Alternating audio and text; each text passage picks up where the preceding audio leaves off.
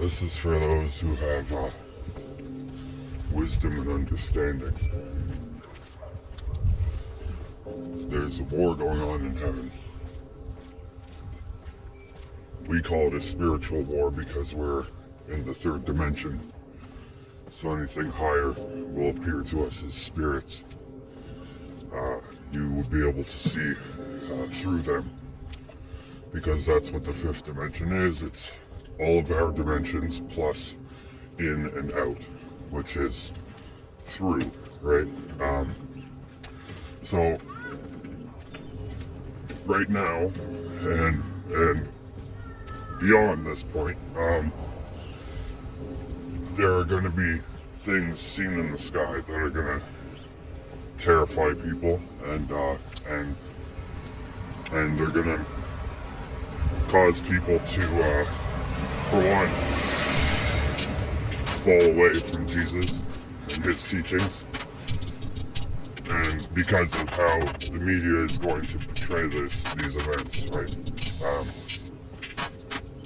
There have never been craft that could go in and out of here, right? Like, you can't go beyond the firmament, and nothing can come through it, right? Like comets and asteroids and things like that, that's within here, right? The craft that you've seen, if you've ever seen a metal craft, okay, you send me that video, because, I have not seen those that are real anyway. When you see a UFO or UAP, and it's oval shape, right? It's usually black. In some instances it will shimmer like it is metallic, but it's not. It's neither of those things. You're seeing what is like an after effect of light. It's a bubble of area where the fifth dimension resides inside of it, untapped, right? Untouched by the third dimension, and that's what it looks like. It's simply like a bubble underwater, right? Only the third dimension is the water, and inside the bubble is the fifth dimension, so that the devils can hold their form and not appear as spirits, right? So they can move you out of your residence and move you into their residence, so that they can then torture you and do various things with their puppets, right? The puppets are the vessels that the spirits can get inside of and manipulate matter with them, right? Like, so they can torture you. A lot of people that have experienced encounters with the Greys, they say that they are taken aboard a ship, right? It appears as though it's like a ship to them. Even though it's not really a physical thing on the outside.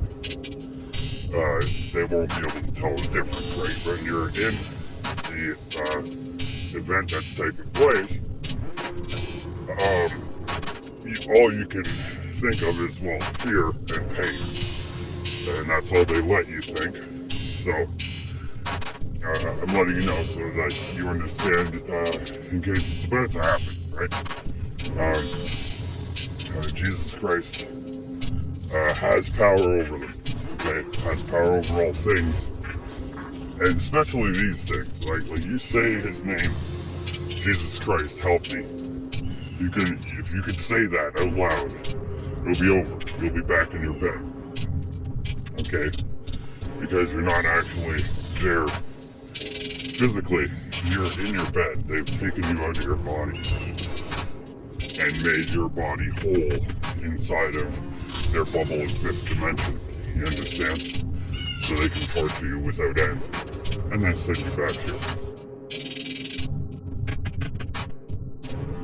Like in the beginning of Ike Pit Goes 2, it shows you that Satan, you know it's Satan because the S on his ring and his dragon-like claws and the red blood coming down off of his right hand, meaning that his right hand of God is destructive, right? So it's showing you Satan and he's puppeteering George W. Bush, right? And then after George does his dance, then the puppet changes into a different puppet, right? Barack Obama, right? Now, you gotta remember that George, the name George is actually a short form of the name Gog, right? So, Gog of Magog, right? Gog over the land of Magog. It's a principality overlooking Caucasian people. I don't know if you ever came to that in your research yet, but that's what that is. So anybody named George, George Washington, George Bush, George W. Bush, they're all have Gog in them, right? Like the spirit, it's a fallen angel, right? Like it's a massive principality in the sky, puppeteering. And then you have the name Barack Obama, right, which in Hebrew means lightning from Satan's high place. And that's who that is, right? So when you think about, well, how did the fallen angels, if they're so big, how did they mate with us? Well, they created puppets. These puppets aren't made up of material that isn't alive, like how we make puppets, how man makes puppets. No. They make it out of themselves so that they can possess this puppet and make it do, say, and transfer DNA and all those things just as it could itself. And it could shrink down to our size to deal with us and to change shape so that it could appear as a man, right? So that's how that works, right? And the Greys are puppets of them as well, only not to make them look like men, because then you would be scared out of your mind when you see them, right? Like, coming in contact with these things, right, like I have lots of experience with this.